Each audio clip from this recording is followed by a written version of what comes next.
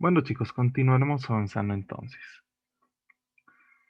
Justo nos hemos quedado acá, en esta parte, que era la explicación de lo que son las reacciones eliminación E1. ¿Ya? La eliminación unimolecular E1. Ahora presten atención porque vamos a avanzar lo que es esta tabla que es básicamente explicativa. ¿Ya?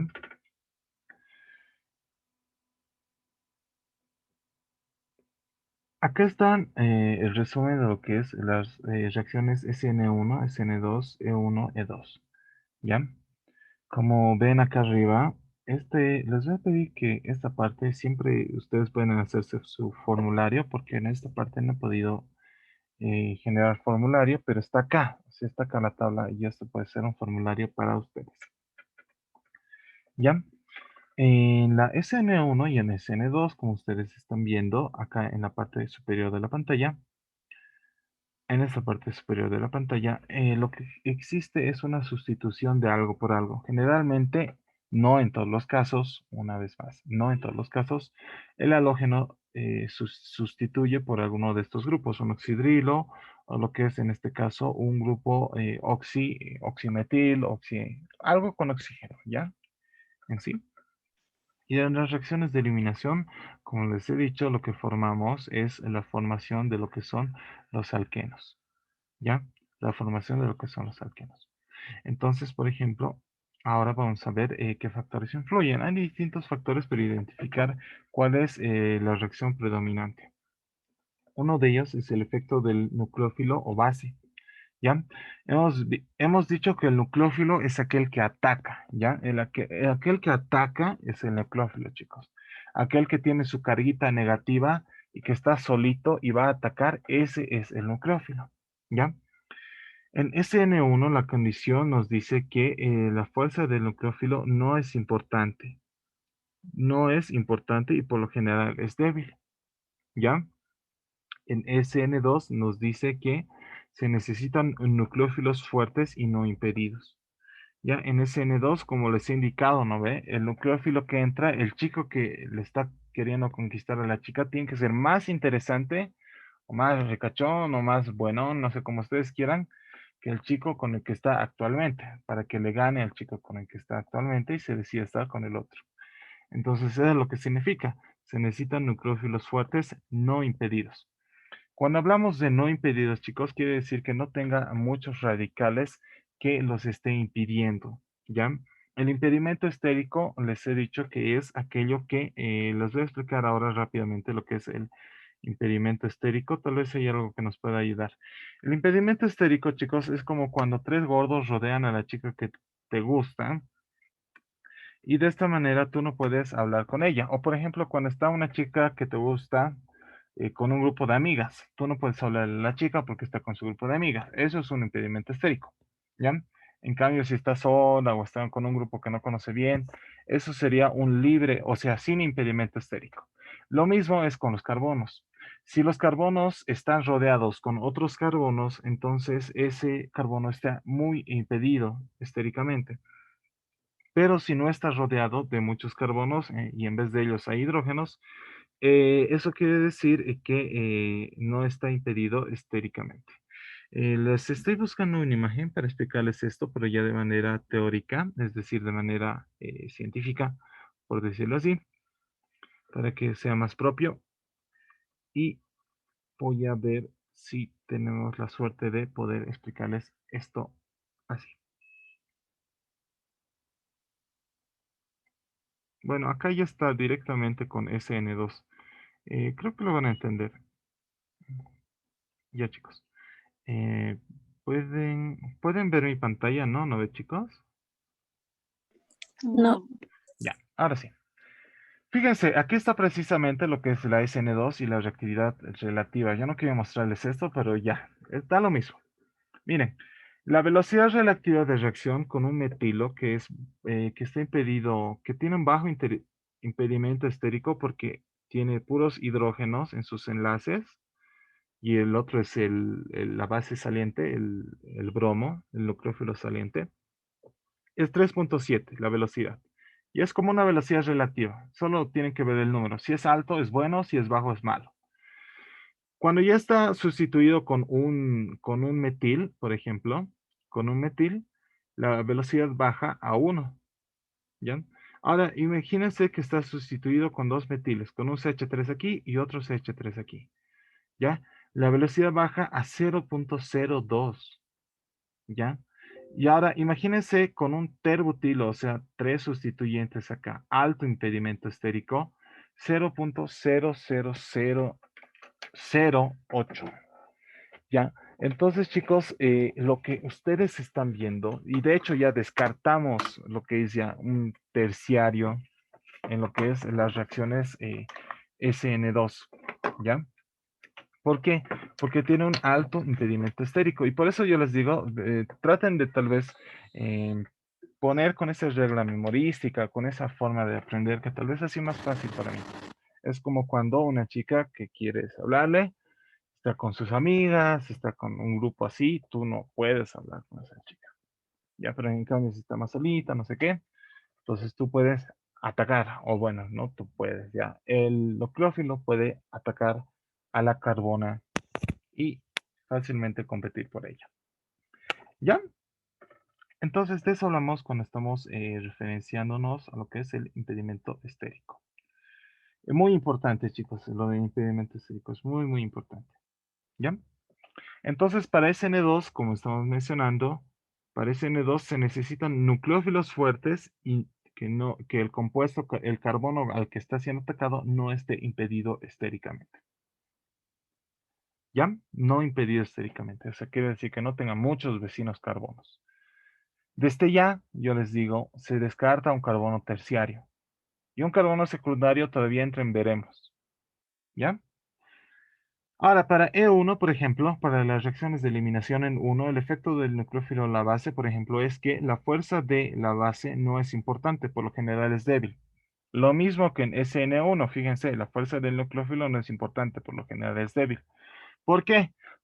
¿Quién me puede decir por qué, chicos? ¿Quién me puede decir por qué? Esto ya puede ser por un punto, por puntos para su tercer parcial. ¿Quién me podría decir por qué? Les acabo de explicar al principio de la clase, les he explicado por qué no era importante que el otro sea fuerte, más que el otro. ¿Sí puede repetir todo lo que nos está preguntando, por favor? En lo que les estaba preguntando es por qué en SN1 y en E1 la fuerza de la base o del nucleófilo, en ambos casos, no es importante y hasta nos dice que por lo general es débil. ¿Por qué? Porque, y como primeramente se separa el compuesto del nucleófilo que ya tenía o la base que ya tenía, entonces al ya estar separado, o en este caso es a lo que no creo, como ya está separado, entonces no importa si el compuesto es fuerte o débil, porque al unirse no ya no está no unido a nada el compuesto. Exactamente, es por eso. Porque al separarse, primeramente al separarse la carbona de su chico, o bueno, al separarse la carbona de su sustrato inicial, perdón, de su nucleófilo inicial, este nucleófilo que ataca, tanto en E1 como en SN1, ya sea cualquiera de las dos reacciones, no es necesario que sea más fuerte, ¿ya? Por esa razón que les acabas de decir. ¿Queda entendido este punto, chicos? ¿El por qué? ¿Queda entendido el por qué? Porque es en dos pasos, ¿no ve? Por eso es que no es importante. En cambio, en las SN2 y E2, lo que existe es una competencia, donde ambos compiten a la vez, tanto el nucleófilo entrante como el nucleófilo saliente.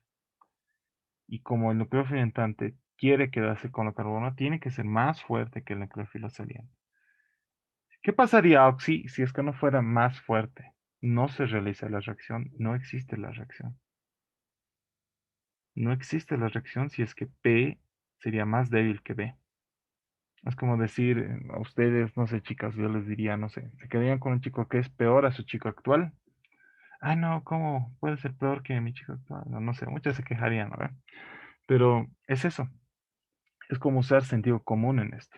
Es lo mismo lo que pasa con los carbonos. ¿Ya? Entonces, debo un punto, lo voy a anotar acá y le sacas una foto y vamos a... ya vamos a ver la parte de notas y no se preocupen por eso. Solo tengan sus tareas siempre al día.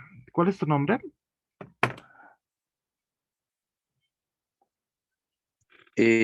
Yo soy Gabriel Torrico Cajas.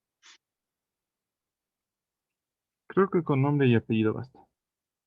Sácale un Ok, screenshot, por favor. ya, ¿Ya está?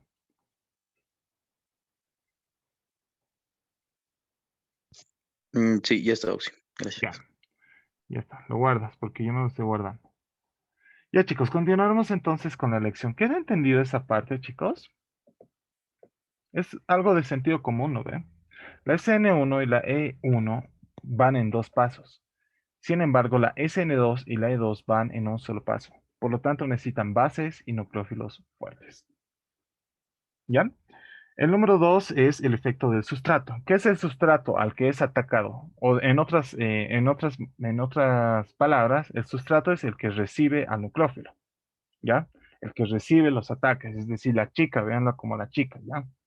El efecto del nucleófilo, el nucleófilo o la base es Ok, como el chico. entonces no es importante que sea fuerte porque es como si ya estuviera espaciado y hubiera un espacio para él y Sí, no como otro exacto, que tiene que pelear. exacto, exacto. Es como si ya estuviera solita y ya dice, bueno, ya que ven aquí, mi peor es nada, ¿no ve? Algo así. Algo así, chicos. ¿Ya? Ahora, esta parte del sustrato es muy importante, chicos, así que tomen atención. Ya acabamos de avanzar lo que es impedimento estérico y esta parte se relaciona con la parte del sustrato.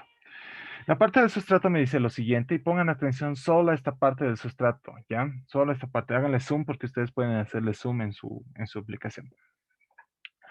En cuanto a lo que es SN1 para el sustrato, chicos, lo que prefiere las reacciones SN1 por lo general se dan para carbonos terciarios y o secundarios, ¿ya? Para carbonos primarios y simplemente metiles es improbable, ¿ya? Es improbable, ¿ya? Es improbable. Recuerden, chicos, que lo que estábamos hablando era de que carbono terciario, por ejemplo, es el terbutilo, el que está acá. ¿Por qué? Porque tiene tres carbonos sustituyentes. Un secundario sería el isopropilo, por ejemplo. Un primario sería, por ejemplo, el etilo, que simplemente tiene una ramificación CH3. Y un metilo precisamente sería un CH3. Es lo que está primero, el metilo. A eso me estoy refiriendo, ya cuando hablamos de terciario, secundario y primario.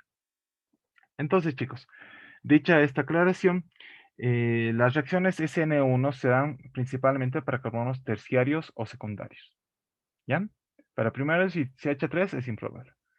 Para SN2, chicos, al revés, todo lo contrario. Las CH3 se dan por prioridad más que las primarias y más que las secundarias, ¿ya? Estamos hablando de carbono secundario, carbono primario y metil, que no tiene ninguna ramificación de carbono. En la E1 es lo mismo que en la SN1. Terciarios y secundarios son preferentes para realizar la reacción E1 y con los primarios no será, ¿ya? Y en E2, aquí viene la gran diferencia. En E2 también es terciarios, secundarios y primarios, ¿ya? Fíjense, solo en SN2, chicos, solo en SN2, solo la reacción SN2 prefiere metiles primarios y secundarios. En todas las demás reacciones prefieren terciarios y secundarios, terciarios y secundarios, terciarios y secundarios, ¿ya? Entonces hay que analizar qué tipo de carbono es el que contiene inicialmente el halógeno, la base, lo que usted, o el oxidrilo, lo que vaya a salir inicialmente. Ya si es un carbono primario, secundario o terciario. Con que ustedes hayan aprendido estos dos puntos, es como que ya hubieran aprendido la mayor parte. ¿Ya? Los demás son adicionales. Los demás son adicionales, pero que en algún momento, si es que no logramos identificar por estos dos factores iniciales, sí nos sirven. ¿Ya? Más que todo para los carbonos secundarios. Hasta aquí, chicos, ¿alguna pregunta antes de que pase a seguir explicando lo siguiente? Ya. Sigamos explicando. Por ejemplo, el efecto del disolvente. El disolvente es aquello en lo que realizamos nuestra reacción. Por ejemplo, un medio acuoso, un medio alcohólico, un medio ácido. ¿Ya? Ese es el disolvente. Como ustedes saben, en su laboratorio ya han debido avanzar, existen disolventes polares y apolares. Una vez más, como hemos avanzado, existen en su laboratorio, existen disolventes polares y existen disolventes apolares. ¿Ya? Para SN1, chicos, para SN1 son favorecidos por disolventes polares. ¿Ya? Para SN1 son favorecidos por disolventes polares. ¿Ya? Se necesita un buen disolvente polar, dice acá. ¿Ya? Ahora, para SN2 nos dice que tiene que ser poco apolar o apolar. Pueden ser ambos, pueden ser polar o apolar, pero si es polar, tiene que ser poco polar. ¿Ya? Para E1 tiene que ser polar igual que en SN1, E1. Fíjense las similitudes. ¿Ya? Y para E2 la polaridad no es importante. Eso quiere decir que puede ser cualquier cosa. Polar, apolar, no interesa. ¿Ya? Entonces ese es el disolvente. El disolvente. ¿Ya? Otro efecto, por ejemplo, es el efecto de la temperatura. El efecto de la temperatura me dice lo siguiente. En la temperatura, por ejemplo, para reacciones SN1, para reacciones SN1 no interesa. Para reacciones SN2 tampoco interesa. Para las reacciones de eliminación sí interesa. En las reacciones de eliminación 1 sí favorece y en las reacciones de E2 también favorece. No sé si recuerdan, por ejemplo, que en el primer parcial hemos llevado la parte de pirólisis.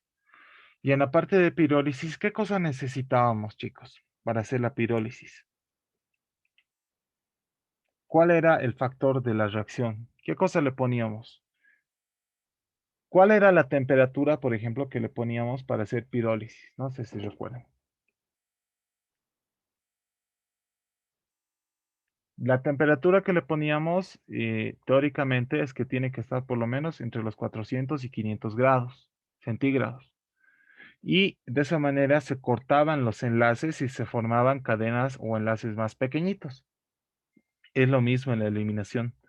La eliminación lo que busca es cortar enlaces y rearmar esos enlaces entre sí para formar dobles enlaces. Es por eso que las reacciones de eliminación, tanto E1 como E2, están favorecidas por la temperatura alta. ¿Entienden, chicos? Este factor es que les quiero... esto no se les va a quedar si es que no usan el sentido común para aprenderlo. ¿Ya? Si es que no usan el sentido común, esto solamente va a ser teoría y les va a ser pesado y les va a ser difícil. ¿Ya? Es por eso que quiero que traten de aplicarlo o traten de anexar a los conocimientos que han aprendido en parciales anteriores. Ahora, en cuanto al reordenamiento, chicos, el reordenamiento solo les estoy diciendo, reordenamiento quiere decir si hay transposición, eso nomás. Como E1 y SN1 ambos generaban carbocationes, sí existe transposición. Sí al carbocatión más estable. ¿Qué es lo que quiere decir esta última parte? ¿Existe transposición? Es lo que está diciendo. Sí al carbocatión más estable. ¿Cuál era el carbono más estable, chicos? ¿Un terciario o un secundario, si comparábamos? Terciario. Un terciario, es lo que les está diciendo. En SN2 no hay. ¿Por qué no hay, chicos? En SN2 ni en E2. ¿Por qué se imaginan que no hay? Porque se lleva en dos pasos. Porque se lleva en un solo paso, SN2 y E2. Recuerden que SN2 y E2 es en un solo paso. En cambio, E1 y SN1 se llevan en dos pasos. ¿Ya? E1 y SN1 se llevan en dos pasos. Primero se separa y como se separa se forma el carbocatión. Y como hay carbocatión, tiene que haber transposición, si existe una posición más estable. Bueno, chicos, creo que eso es la parte de teoría. Esta última parte que es importante es ya una parte que tal vez necesitaría. Espero que le estén sacando screenshots de todo esto porque va a ser su tabla. Quiero que armen su tabla de esto. No les voy a poder promocionar, por eso les dije que iba a ser muy importante esto. Ahora, chicos, fíjense en esto. Entonces, chicos, para favorecer a las SN2, mire, fíjense la flecha, ¿ya? El primario favorece a la SN2, el secundario está en el medio, el terciario nunca se da. Y es al revés con la SN1. La SN1 prefiere el terciario, la unimolecular, el secundario y la primaria, el primario casi nunca se da. ¿Ya? En la SN2, por ejemplo, no importa si sea polar o apolar. ¿Ya? En la SN2 tiene que ser polar o apolar. Cualquiera de los dos. Si es polar, poco polar hemos dicho. En cambio, las reacciones SN1 son favorecidas por disolventes polares. ¿Ya? Entonces, ¿qué cosa más, chicos? Esto es muy importante, igual de esto le van a sacar una foto. Y este ya es, con esto creo que ya podrían resolver todo. Hemos hablado de que uno tiene que ser más fuerte que el otro y que no sé qué. Ahora, ¿cómo me doy cuenta que uno es más fuerte que el otro? Con esto, con esta tabla de acá. Nucleófilos. Más nucleófilo, más fuerte, menos nucleófilo, más débil. Y al revés, mejor grupo saliente, más débiles. Los más débiles son mejores grupos salientes y los más fuertes son peor grupo saliente, porque no se desprenden. ¿Ya? Los más fuertes son peores grupos salientes. Entonces, por ejemplo, un caroanión que ustedes están viendo acá en el punto rojo, sigan el punto rojo, por favor, sería del nucleófilo más fuerte que existe ahora. Un hidroanión también sería muy fuerte. Lo que sería una amina, un NH2 negativa, sería igual muy fuerte. El oxidrilo igual es fuerte. Luego vienen sus conjugados. El amoníaco, NH3, vendría a ser más fuerte que el agua. Y luego vienen los halógenos. Yodo, bromo, cloro y flúor. Fíjense, ¿quién era el más electronegativo de todos estos, chicos? ¿Yodo, bromo, cloro o flúor? Flor. El flúor. El flúor, entonces, si se dan cuenta por electronegatividad, el más electronegativo es más débil en este caso y es mejor grupo saliente. Es mejor grupo saliente. ¿Ya? Ahora, obviamente no hay todos los casos acá, pero tienen que saber asemejar a estos, ¿ya? Porque puede haber enésimos reactivos, enésimos nucleófilos, pero lo asemejan con uno de estos y yo creo que ya van a estar más o menos en idea de cómo va a ser. Por ejemplo, el HS, lo que es el hidrosulfuro negativo, el anión hidrosulfuro, estaría casi a la misma par de lo que es el oxidrilo, por ejemplo. Ya por eso es que lo he puesto casi a esta misma altura. ¿Ya? Pero existen enésimos, ¿ya? Es bien parecido a esto, por eso es que le he puesto justo a esta parte para indicarles que estoy asemejando esto con esto.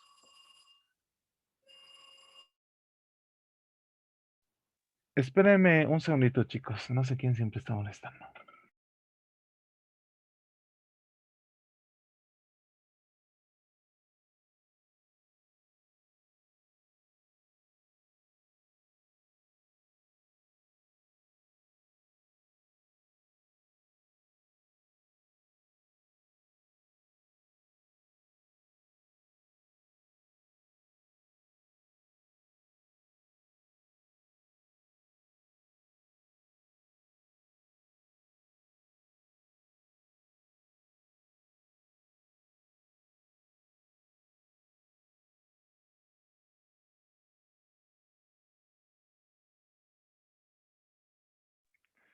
Bueno, chicos, entonces espero que lo hayan podido sacar una foto y ya vamos a aplicar todos estos conocimientos y la tabla que les he dado en un ejercicio. ¿Ya? El ejercicio, por ejemplo, en su examen va a ser algo así. Me dice Antes de pasar al ejercicio, ¿hay alguna pregunta más, chicos? ¿O ninguno? Oxy. Dime. ¿Podrías repetir esa parte de aquí arribita? Es ¿Cuál? en, Es lo es mismo. en, Es lo mismo que está en la tabla, solo que resumido, digamos. SN2 es favorecido. Fíjense en la flecha, ¿ya? De SN2, por ejemplo, la flecha favorece al primero, al primario, un carbono primario, y a un secundario, un terciario no se da. De la misma manera, SN1 es al revés. Favorece al terciario, al secundario y el primario no se da. ¿Ya? Y el efecto del disolvente para favorecer a una reacción u otra es de la misma manera. En el disolvente, no importa si sea polar o apolar, para el caso de SN2. En cambio, para el caso de SN1 es favorecido por disolventes polares. Eso nomás. Es lo mismo que dice acá en su tabla del sustrato. Sustrato en SN1, terciarios y secundarios. Primario y CH3, imposible. En cambio, en SN2, al revés. CH3, primarios y secundarios, sí se pueden dar. Se favorece por los primarios más que todo. Y terciarios no se dan. Y lo mismo es lo que les estaba diciendo acá. La fuerza del nucleófilo no es importante. En el efecto del disolvente, lo que estaba en la misma tabla también. Acá en el efecto del disolvente, para SN1 necesitamos polar y para SN2 necesitamos poco polar o apolar. Eso era lo que decía. Por eso te digo, es lo mismo, solo que resumido para sustitución. está bien, gracias. ¿Alguna pregunta más? Hay algo importante que tal vez quería explicarles y voy a aprovechar este momento para explicarles, ¿ya? Pon atención a esto. En química 100 tal vez han avanzado lo que son los ácidos y las bases conjugadas. ¿Alguna vez han oído este término, chicos? Sí, Ya. ¿Qué era un ácido y una base conjugada? Si alguien me puede decir.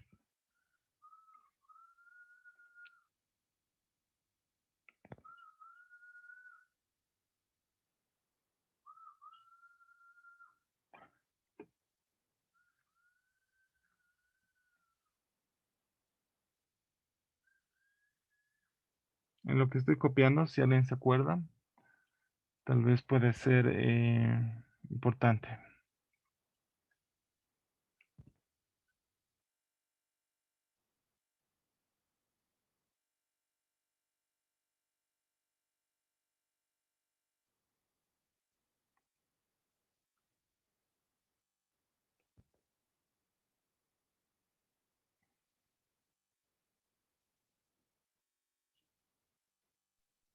Ya, Oxy, ¿puedo decir yo? claro.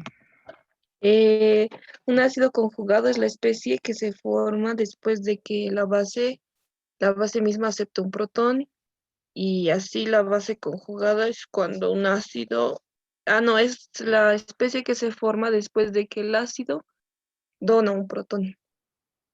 Sí, es exacto eso en palabras sencillas, no mentira. No son palabras sencillas, ¿no? Es medio confuso, pero yo no lo entendía en su tiempo, pero yo creo que ustedes van a entender más. eh, Porque ya tienen quien les explique ahora. A mí no había quien me explique.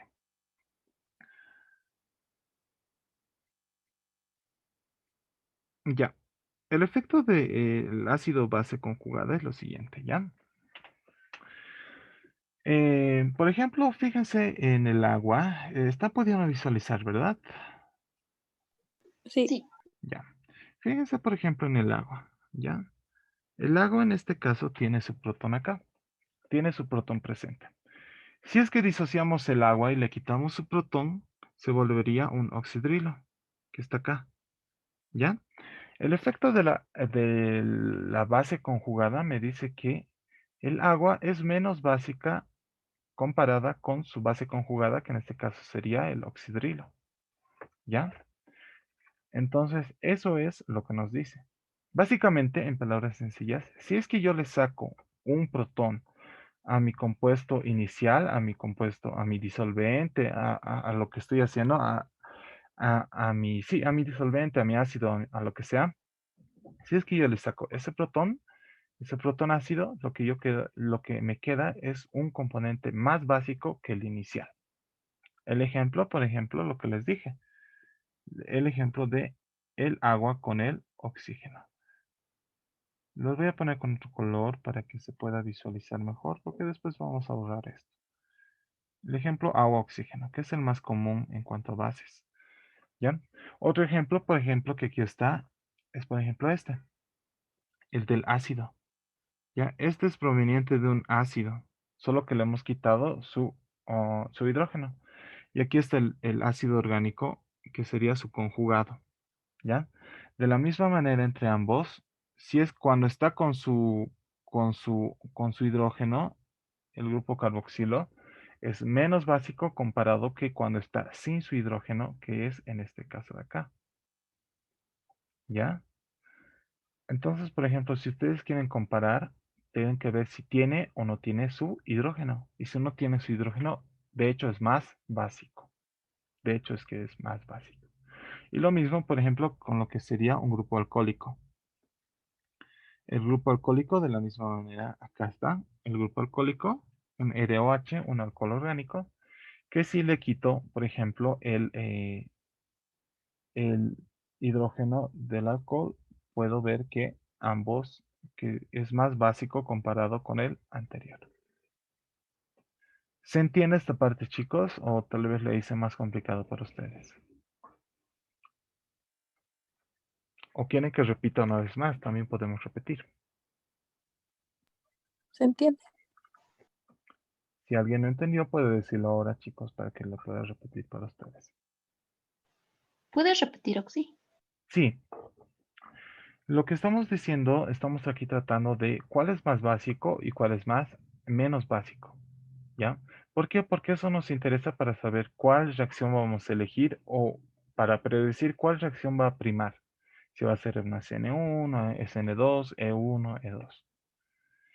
Para ello, lo que tenemos que analizar, por ejemplo, en una parte es la fuerza de la basicidad, por ejemplo, en reacciones de eliminación. Y para eso yo tengo que ver cuál es más básico y cuál es menos básico. Y un ejemplo de eso está en las reacciones ácido-base conjugada.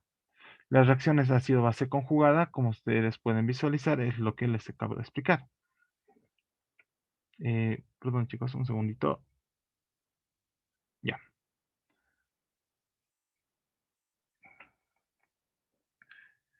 Hemos puesto como ejemplo inicial el ejemplo del agua, porque es el más conocido. El ejemplo del agua me decía lo siguiente. Si al agua yo le quito un hidrógeno, se va a convertir en lo que es un oxidrilo. Y este oxidrilo va a ser más básico comparado con el agua que era inicialmente. ¿Ya? A este efecto es lo que llamamos ácido base conjugado. Es su conjugado. Porque si yo a este oxidrilo le vuelvo a añadir o le vuelvo a conjugar con lo que era el grupo ácido, que es el hidrógeno, el protón, se vuelve otra vez agua. Otra vez va a volver a ser agua. Es lo mismo, chicos. En palabras sencillas, cuando yo le quito un hidrógeno a cualquiera de sus grupos, a un alcohol, a un agua, a un peróxido, o no sé, a un ácido orgánico, si yo le quito el hidrógeno, voy a obtener un compuesto más ácido comparado con el que inicialmente tenía. Eso es, en sencillas palabras. Este es menos ácido es menos básico que este, que es su conjugado.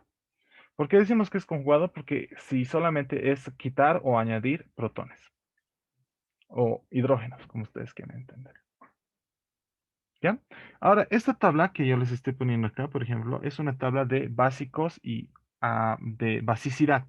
¿Cuál es más básico y cuál es menos básico? Los más básicos, por ejemplo, están los conjugados del alcohol, el oxidrilo y lo que es el conjugado de lo que sería el, el ácido carboxílico. Y los menos básicos serían sus conjugados de estos, es decir, los que ya tienen sus hidrógenos, que sería lo mismo, el alcohol, el agua y el ácido carboxílico. Espero que ahora sí se haya entendido, chicos. No sé si hay alguna pregunta más.